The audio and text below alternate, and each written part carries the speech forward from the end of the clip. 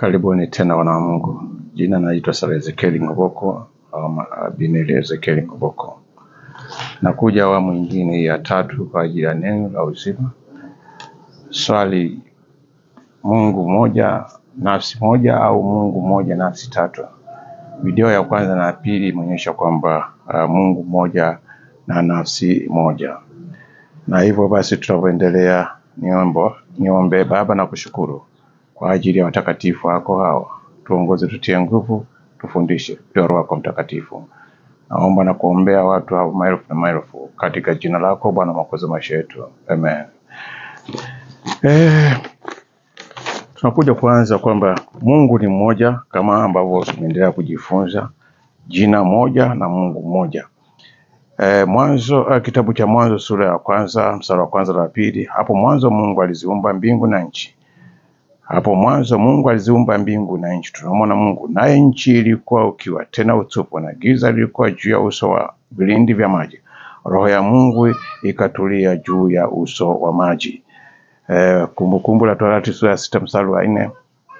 Sikiliza Israeli, Bwana mkato Mungu wetu mkato, Bwana ndiye mmoja, Bwana ndiye mmoja. Na hii endelee kuthibitishwa katika kitabu cha Zaburi 100 mstari wa 3. Jueni kwamba Bwana ndiye Mungu.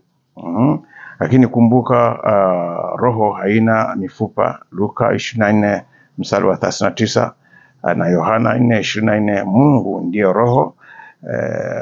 Wakorintho ya pili 3:17. Basi Bwana ndiye roho. Ayubu 23:13. Lakini yeye ni mmoja, ni nani awezaye kumgeuza? Tena nafsi yake alitakalo ndilo afanyalo. Mpaka hapo tutakuwa tumeelewana. Basi tuende moja kwa moja kama video vingine ambavyo vimetangulia kujieleza au nimejieleza vya kutosha. Sasa tuende kwenye maana halisi, ambao kuna maswali mengi ambayo yanaulizwa na wengi kwamba Mungu alivyokuwa akiumba, inaonekana kama alikuwa anaumba kwa wingi, inakuwaje? Leo tunasema kwamba Mungu ni nafsi moja. Katika kitabu hiki cha Mwanzo sura ya kwanza mstari wa 26 na 27, ambao tutaona kuna wingi na kuna umoja. Kuna wingi, kuna umoja, kisha tutaenda kufafanua ili tuondokane na ile dhana ya kusema kwamba Mungu alivyokuwa akisema alikuwa anasema na Roho Mtakatifu, alikuwa anasema na nani. Ni kwamba tutaenda kufafanua tujue kusudi hasa Mungu alikuwa anasema nini. Katika kitabu cha Mwanzo sura ya kwanza mstari wa 26 na 27, Biblia inasema Mungu akasema, na tumfanye mtu kwa mfano wetu, kwa mfano wa sura yetu, wakatawale samaki wa baharini na ndege wa angani na wanyama na nchi yote pia, na kila chenye kutambaa kitambaacho juu ya nchi. 27, Mungu akaumba mtu kwa mfano wake, kwa mfano wa Mungu alimuumba, mwanamume na mwanamke aliwaumba. Tumeona sentensi mbili. Sentensi ya kwanza inaeleza juu ya wingi, lakini sentensi ya pili inaeleza juu ya umoja, kama Mungu alisema, lakini alipofika wakati wa kuumba aliumba yeye mwenyewe peke yake. Tuende pia katika kitabu cha Mwanzo sura 11 mstari wa 7 na wa 8. Mstari wa 7 unaeleza wingi, lakini mstari wa 8 unaeleza umoja. Biblia inasema, haya na tushuke huko kwa wingi, wako wingi, tuwachafulie usemi wao ili wasisikilizane maneno wao kwa wao. Mstari wa 8, basi Bwana akawatawanya kutoka huko, waende usoni pa nchi yote, wakaacha kujenga huo mji. Twende tena kitabu cha Isaya sura 6 mstari wa 8. Kisha nikasikia sauti ya Bwana ikisema, ni mtume nani? Naye ni nani atakayekwenda kwa ajili yetu? Ndipo niliposema, mimi hapa, nitume mimi. Na sura nyingine ambayo pia inaeleza katika kitabu cha Mwanzo sura ya 3 mstari wa 20 Adamu akamwita mkewe jina lake Hawa, kwa kuwa yeye ndiye aliye mama yao wote walio hai. Bwana Mungu akamfanyia Adamu na mkewe mavazi ya ngozi akawavika. Mstari wa 22, Bwana Mungu akasema, basi huyu mtu amekuwa kama mmoja wetu, kwa kujua mema na mabaya, na sasa asije akanyosha mkono wake akatoa matunda ya mti wa uzima, akala akaishi milele. Tunaona hapa kwamba Mungu anasema, Bwana Mungu akasema, basi huyu mtu amekuwa kama mmoja wetu kwa kujua mema na mabaya. Hapo tunaona pia napo ni wingi, lakini ukiendelea kusoma, labda tupate rujibu mapema kabla tujaenda kwingine. Mstari wa 23, kwa hiyo Bwana Mungu akamtoa katika bustani ya Edeni ailime ardhi ambayo katika hiyo alitwaliwa. Basi akamfukuza huyo mtu, akaweka makerubi upande wa mashariki wa bustani ya Edeni, na upanga wa moto uligeuka huko na huko kuilinda njia ya mti wa uzima. Hapo tunaona tangulizi kwamba akaweka makerubi. Kwa sababu Mungu alikuwa anasema na malaika, kwa sababu malaika wakati Mungu anaumba, japokuwa kueleza Biblia kwamba malaika aliumbwa wakati gani, lakini katika hesabu ya kimungu Biblia inasema kwa Bwana siku moja ni kama miaka 1000 na miaka 1000 ni kama siku moja. Hii inathibitishwa na kitabu cha Petro ya pili sura ya 3 mstari wa 8 na Zaburi sura 90 mstari wa 4. Inathibitisha hivyo. Kwa maana hiyo kama mwanadamu aliumbwa siku ya 6, ni maana miaka 6000 ilikuwa imeshapita.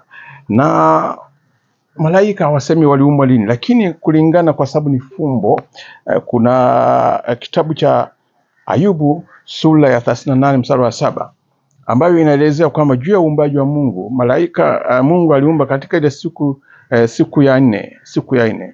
Kitabu cha Mwanzo sura ya 1 mstari wa 16, pale aliumba mwezi na nyota. Sasa tunaangalia nyota ambayo inachukua kama sura ya malaika.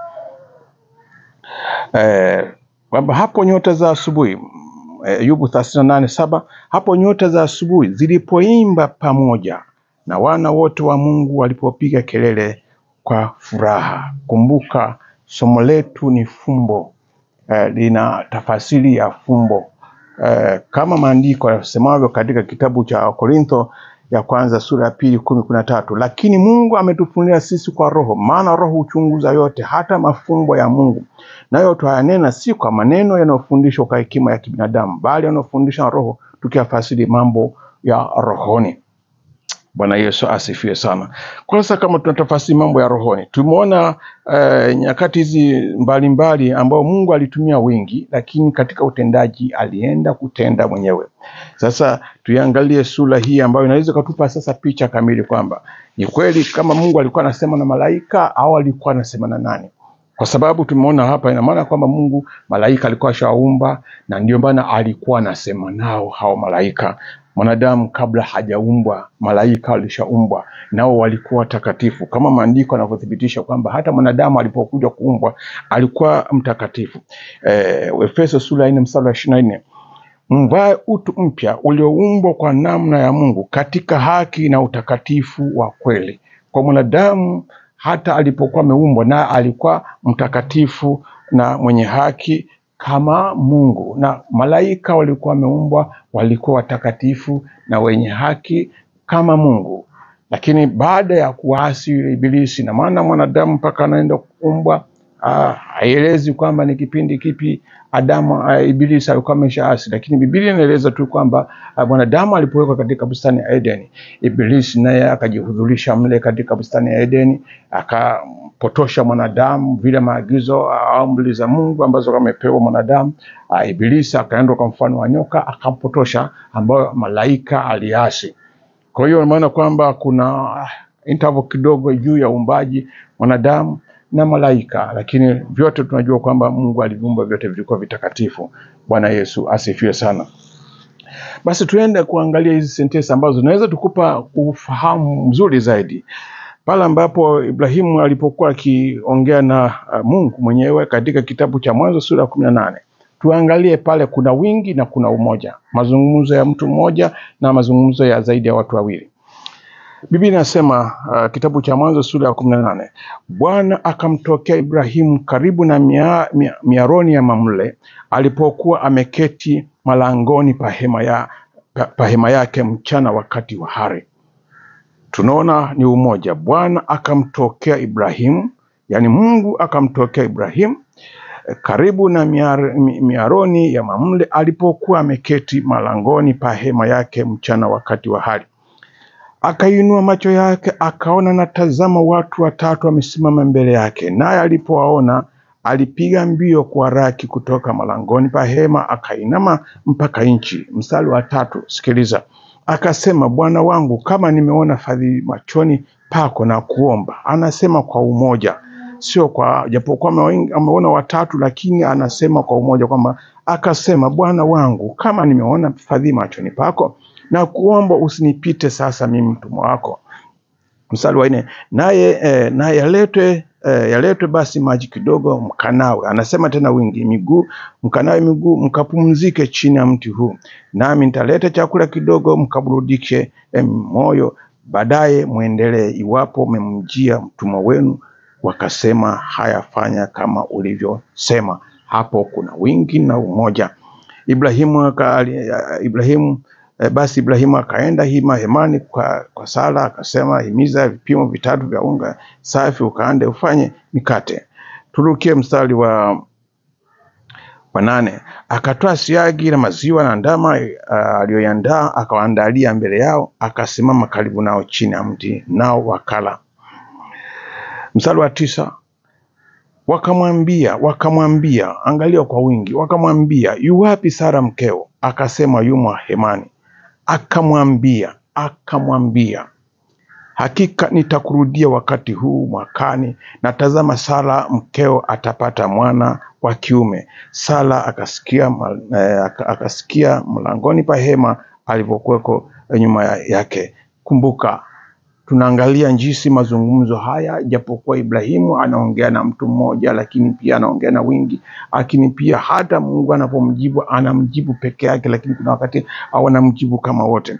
Tuangalie hata sentensi ambazo zimetoka kutangulia kitabu cha Mwanzo sura ya 26 na 27, kwamba Mungu akasema, na tumfanye mtu kwa mfano wetu. Lakini inapofika kitabu cha mstari 27, anasema Mungu akaumba mtu kwa mfano wake.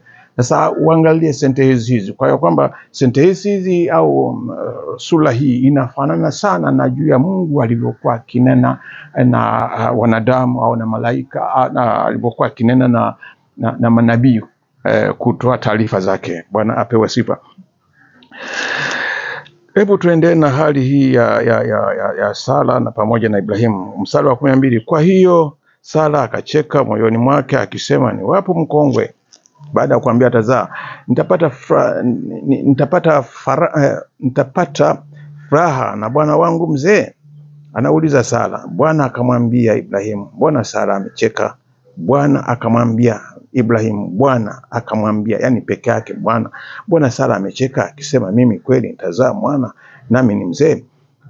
Mstari wa 14. Kuna neno gani lililo gumu la kumshinda Bwana? Kwa muhula wake nitakurudia.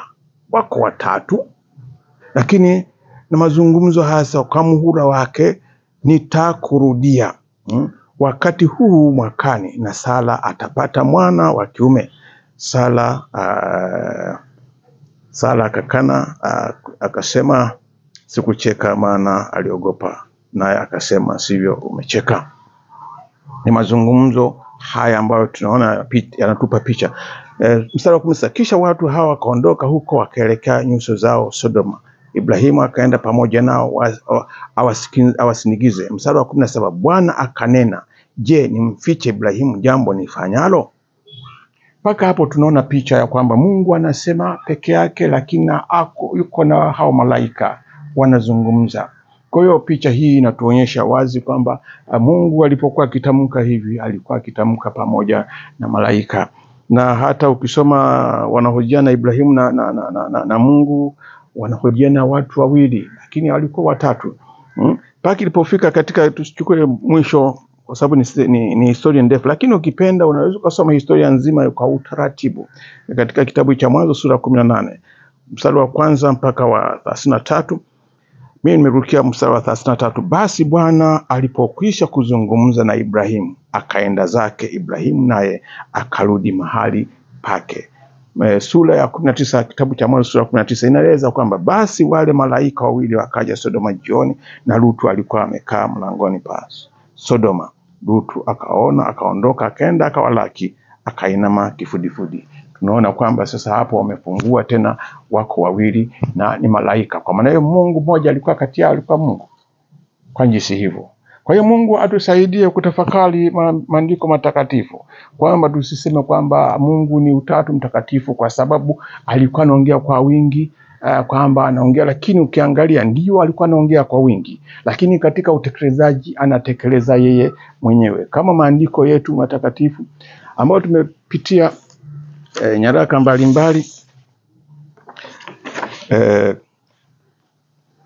mbalimbali kama Isaya 42:8, mimi ni Bwana, ndilo jina langu na utukufu wangu, sitampa mwingine, wala sitawapa sanamu sifa zangu. Lakini Mungu lile analolitaka katika nafsi yake ndilo analolitenda, ambayo Ayubu alisema, Ayubu 23:13, lakini yeye ni mmoja, ni nani awezaye kumgeuza? Tena nafsi yake alitakalo ndilo afanyalo. Kwa ni Mungu mmoja. Mpaka hapo tutakuwa tumeshapata picha kamili. Tuende kwenye swali lingine ambalo linatatiza kidogo. Swali lingine ambalo linatatiza kidogo ni juu ya ubatizo. Ubatizo watu wanasema kwa jina la Baba na la Mwana na Roho Mtakatifu, anasema kwamba ni nafsi tatu. Hapana, ni nafsi moja, bali jina moja. Tangulia tukumbuka kwamba wewe hauwezi kaitwa jina fulani lakini ukaitwa na lingine. Kama mimi hapa ninaitwa Salehe, naitwa Abineli, naitwa Nila, naitwa Mikaeli. Hayo yote majina niliitwa, lakini nina nafsi moja. Kwa hiyo hata wakati mwingine unaweza kaangalia kitabu cha Isaya, habari ya jina moja. Isaya ile sura 43 anaeleza juu ya jina la Yakobo. Hebu tuangalie Isaya 43. Lakini sasa Bwana aliyekuhuruku, Yakobo, yeye aliyekuumba, Israeli, asema hivi, usiogope, maana nimekukomboa, nimekuita kwa jina lako, wewe wangu. Nimekuita kwa jina lako. Hajasema nimekuita kwa majina yako, na ameyatumia yote majina mawili, lakini ni nafsi moja ya Yakobo au nafsi moja ya Israeli.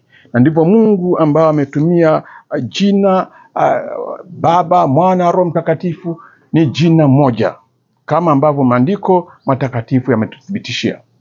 Lakini kama vile ambavyo kwamba hakuna jambo jipya chini ya mbingu, tumejifunza ya kwamba katika kitabu cha Kutoka ile sura ya 3 na sura ya 6, pale kuna neno ambalo Mungu alipokutana na Musa katika mlima wa Mungu Horebu, na katika kile kijiti, bado unaona kwamba pale Mungu anasema na Musa, lakini alikuweko pia malaika wa Mungu. Bwana Yesu asifiwe sana. Na hata tumeona kwamba mwanadamu alipokosa katika bustani ya Eden, bado Mungu aliona kwamba wamefana hao watu wamekuwa pamoja kama vile tulivyo sasa. Wanaweza wakaenda katika ule mti wa uzima wakala.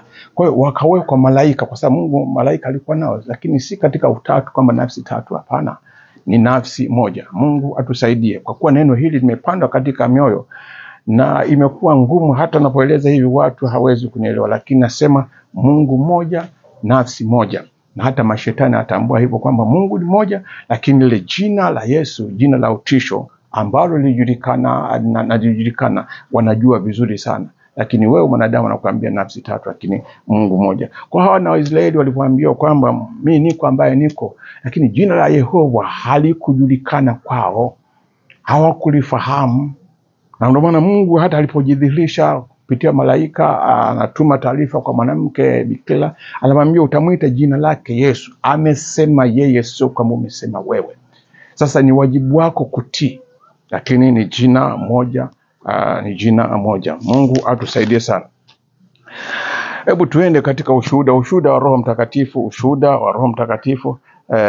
Tuangalie katika kitabu cha Yohana sura ya 1 mstari wa 5 na 6 na kuendelea, ambao pia kuna maswali na majibu ambao wanadamu tumeshindwa kufafanua vizuri. Mstari wa 6, huyu ndiye aliyekuja kwa maji na damu, Yesu Kristo, si katika maji tu, bali katika maji na damu. Mwandishi huyu anathibitisha, anathibitisha kwamba huyu ndiye aliyekuja kwa maji na damu. Yesu Kristo, si katika maji tu, bali katika maji na damu. Maana yake nani aliyethibitisha?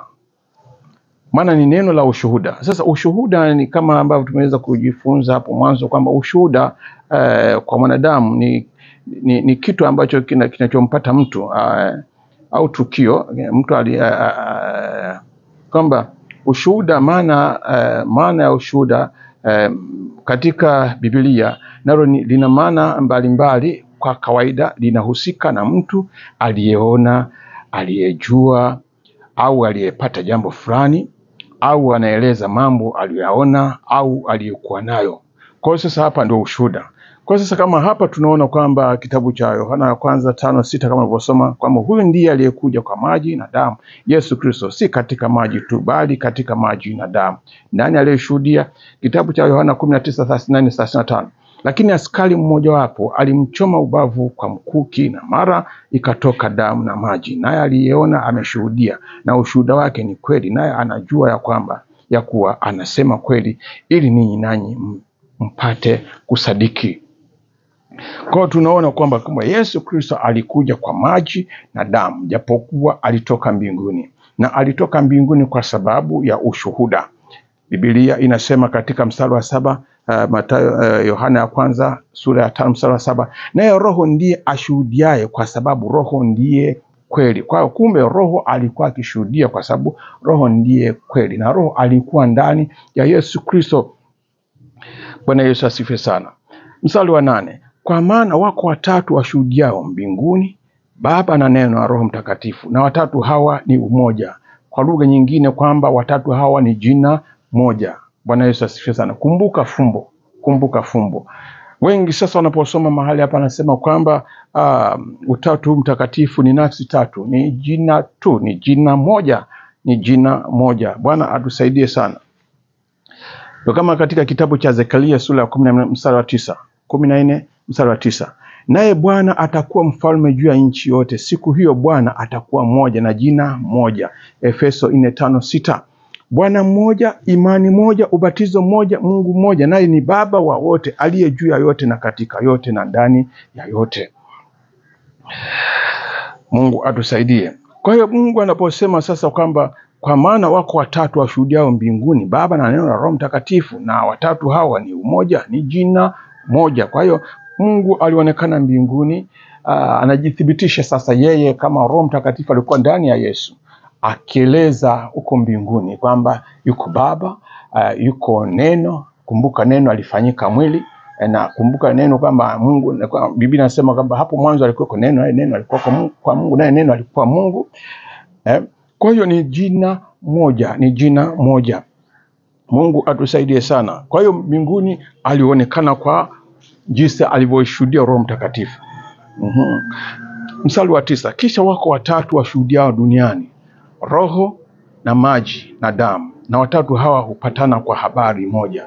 Sasa hapa watu wanapofika kwenye kufafanua hapa wanashindwa kufafanua vizuri, kwa sababu pia na hapo watasema kwamba kuna Utatu Mtakatifu au kuna nafsi tatu. Lakini hawa wanaonyesha kwamba wanaoshuhudia duniani, lakini wanaoshuhudia mbinguni ni Baba na Neno na Roho Mtakatifu. Lakini mbinguni na duniani wanashuhudia Roho na maji na damu. Roho, maji na damu, ambao tumeona ushuhuda huu kwamba aliyekuwa amebeba ni Mungu mwenyewe, akaitwa Yesu.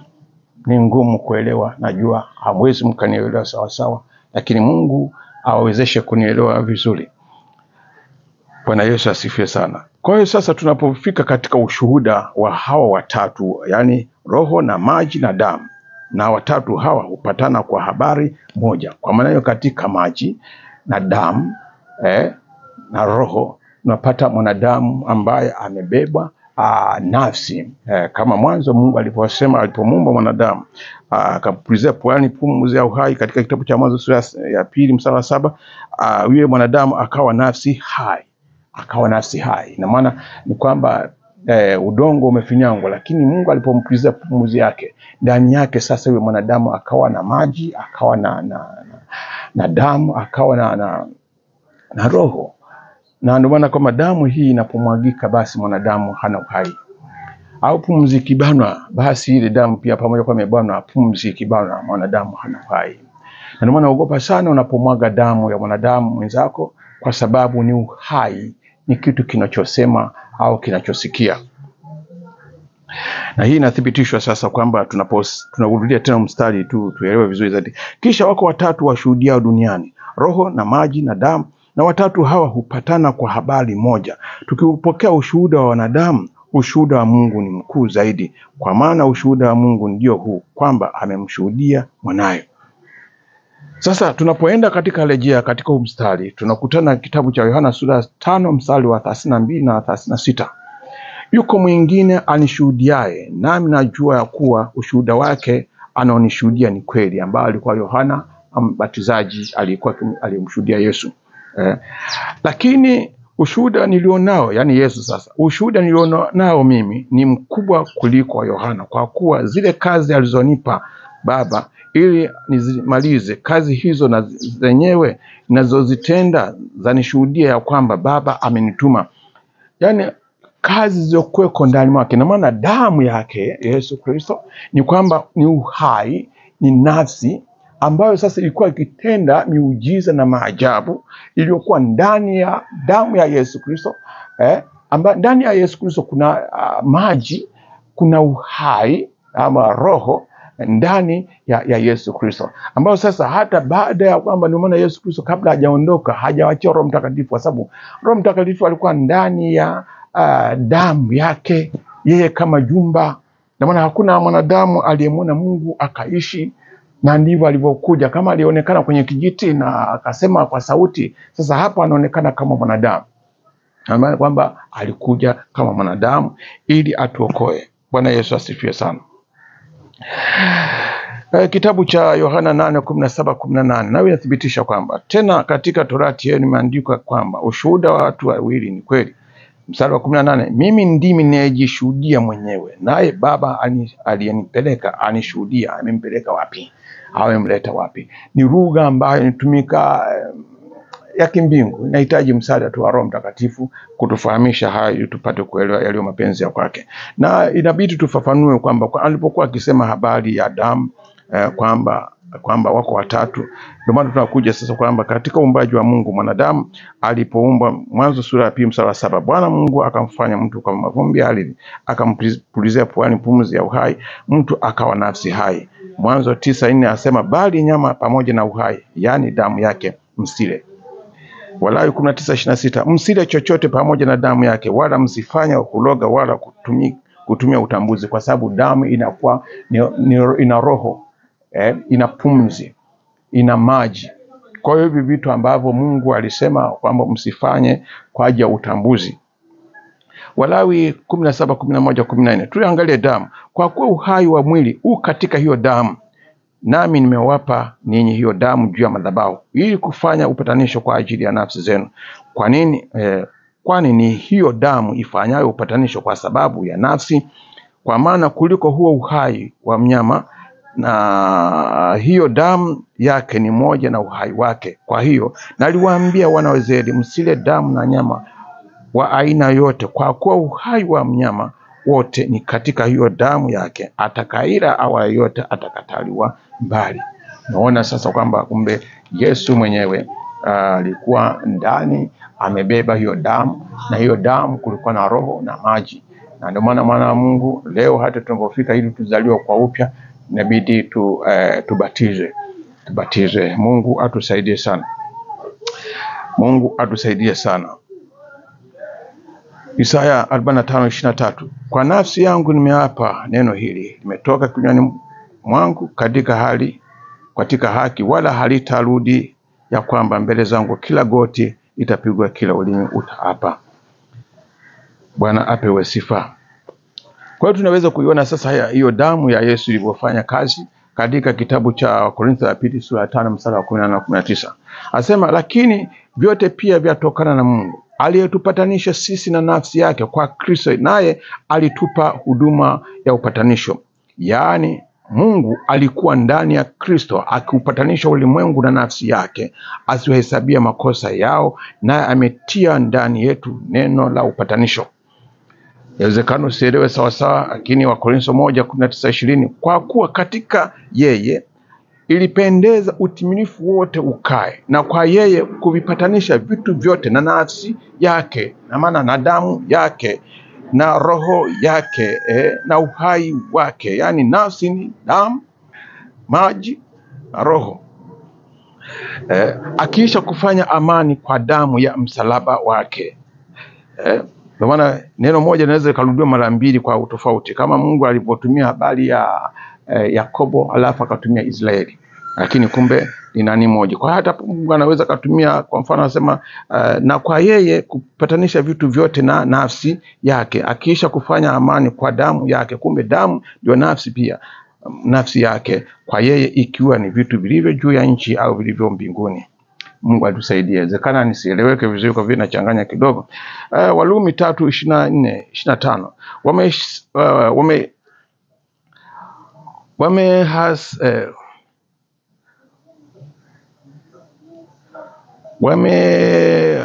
wamehesabiwa haki bure kwa neema yake, wamehesabiwa haki bure kwa neema yake, kwa njia ya ukombozi ulio katika Kristo Yesu, kwa sababu alikuwa amebeba damu na maji na roho, ambayo Roho Mtakatifu, ambaye Mungu amekwisha kumweka awe upatanisho kwa njia ya imani katika damu yake. Ni njia ya imani katika damu yake, ili aonyeshe haki yake kwa sababu ya kuziachilia katika ustahimilivu wa Mungu dhambi zote zilizotangulia kufanywa. Mungu atusaidie. Ni somo refu, lakini hakuna namna, inabidi niende nalo nikalimalize leo. Twende katika ubatizo. Ubatizo, Yesu akaja kwao akasema nao akaambia, nimepewa mamlaka yote mbinguni na duniani. Mathayo 28:18. 19 anasema, basi nendeni mkawafanye mataifa yote kuwa wanafunzi, mkawabatiza kwa jina la Baba na la Mwana na Roho Mtakatifu. Hapa napo ni jina moja kama nilivyotangulia kusema. Tutaithibitisha. Matendo sura ya 1 mstari 8 tunaenda rejea. Lakini mtapokea nguvu kisha kuajilia juu yenu Roho Mtakatifu, nanyi mtakuwa mashahidi wangu katika Yerusalemu na katika Uyahudi wote na Samaria hata mwisho wa nchi. Kitabu cha Marko 16:15-16. Kitabu cha Marko sura 16 mstari wa 15-16. Akawaambia, enendeni ulimwenguni mote mkaihubiri injili kwa kila kiumbe. Mstari wa 16. Aaminie na kubatizwa ataokoka, asiamini atahukumiwa. Nisikilize vizuri. Yesu amewaambia, enendeni ulimwenguni mkawafanye mataifa yote kuwa wanafunzi, mkawabatiza kwa jina la Baba na la Mwana na Roho Mtakatifu. Matendo sura ya 2 mstari wa 38. Petro akawaambia, tubuni mkabatizwe kila mmoja kwa jina lake Yesu Kristo. Maana akasema kwamba jina la Baba, Mwana na Roho Mtakatifu ni jina moja. Hapa Petro anathibitisha kwamba Petro akawaambia, tubuni mkabatizwe kila mmoja kwa jina lake Yesu Kristo mpate ondoleo la dhambi zenu, nanyi mtapokea kipawa cha Roho Mtakatifu. Lakini pia Matendo sura ya 10:48, watu wa mataifa walipokuwa wamegawiwa kipawa cha Roho Mtakatifu, Petro anasema hivyo, akaamuru wabatizwe kwa jina lake Yesu Kristo, ndipo wakamsihi azidi kukaa siku kadha wa kadha. Bwana Yesu asifiwe sana. Huo utatu ambao unausema kwamba ni nafsi tatu inatoka wapi? Yaani kwamba Mungu amejitambulisha katika jina hili na hili na hili na hili, alafu nasema kwamba kila jina unalipa nafsi. Ni wapi ambapo Mungu amesema hivyo? Ndio maana akakueleza katika kitabu cha Zekaria, turudie tena 14:9. Zekaria, naye Bwana atakuwa mfalme juu ya nchi yote, siku hiyo Bwana atakuwa mmoja na jina moja. Efeso 4:5-6. Bwana mmoja, imani moja, ubatizo mmoja, Mungu mmoja, naye ni Baba wa wote, aliye juu ya yote na katika yote na ndani ya yote. Huku ni kuthibitisha juu ya neno la Mungu, na mengine nimeacha kwa sababu ni neno au somo ni refu sana. Usipofanya hivyo na kuendelea kuabudu kwamba Mungu ni nafsi tatu, basi utajikuta unafanya yafuatayo. Kumbukumbu la Torati sura 32 mstari wa 17. Wakamtia wivu kwa miungu migeni, wakamkasirisha kwa machukizo, walitoa sadaka kwa pepo, si Mungu, kwa miungu wasioijua. kwa miungu mipya iliyotokeza siku zilizo karibu, ambayo baba zenu hawakuiogopa. Hiyo miungu hawakuiogopa. Ndio maana mtu leo anasema tunaomba kwa jina la mwanamke fulani, kwa jina la mtu fulani. Hali Mungu alivyokuja, alikuja kama mwanadamu, akija katika ukamilifu wake. Roho yake ilikuwa ndani ya hilo jengo au mwili wa mwanadamu, na akafanya miujiza, akatenda miujiza, akahubiri watu, na alipomaliza akakubali kutii kifo cha mauti ya msalaba, akafa, lakini akamzika, siku ya tatu akafufuka, akapaa mbinguni, kukuonyesha kwamba nimekuja kukuonyesha kwamba pamoja na haya utakufa, lakini siku ya mwisho nitakufufua. Mungu atusaidie sana. Kwa haya machache, labda tu nitakuja kumalizia nyingine, kwa vile unabii huu kunaendelea, na maana ni somo refu na pana sana. Lakini katika habari hii na sura hii, Mungu atusaidie, kwa kuwa neno hili linaendelea kuthibitika kwamba hata watu mbalimbali wanaamini ya kwamba Mungu ni mmoja, lakini wanapoeleza habari za Yesu hawaelewi. Ndio maana ukuta wanaenda kutoa kafara kwa watu wengine, kutoa kafara kwa majina, mapepo, waganga na wachawi. Wanaamini kabisa Mungu mmoja, lakini hawataki kuliamini jina la Yesu, kama ambavyo tumeweza kuwashuhudia. Hata Wayahudi hawakumjua Mungu. Ndio walikuwa wanasema ni Mungu, lakini Mungu amejitambulisha kwao kwa jina hili. Hata sasa Mungu alijitambulisha kwa jina la Yesu Kristo, si katika jina lingine. Ndio Mungu mmoja. Hata mapepo au majini anajua kabisa Mungu mmoja, lakini walipokutana na Yesu wakataharuki, nasema mbona mwana Mungu anataka kutuangamiza kabla ya wakati? Lakini wanajua kwamba Mungu ni mmoja. Hata mtu yote anajua Mungu mmoja, lakini Mungu amehitaji tumwabudu katika roho na kweli, kupitia jina lipitalo majina yote, jina la Yesu Kristo. Na Mungu atusaidie sana. Nitakuja kwa sehemu ndogo nione Mungu alivyokuwa akitabiri mwenyewe, na kisha nakuja kutenda mwenyewe katika jina lake. Asante Yesu. Nakushukuru kwa ajili ya watakatifu wako wote. Wahudumie katika jina lako Mwokozi wetu, na lithibitishe neno lako ya kwamba wewe ni Mungu mmoja, mwenye nafsi moja, ambaye uko na uendelea kuweko. Wewe niko, ambaye niko na ambaye niko. Nakushukuru katika jina lako Mwokozi wetu Yesu. Amen.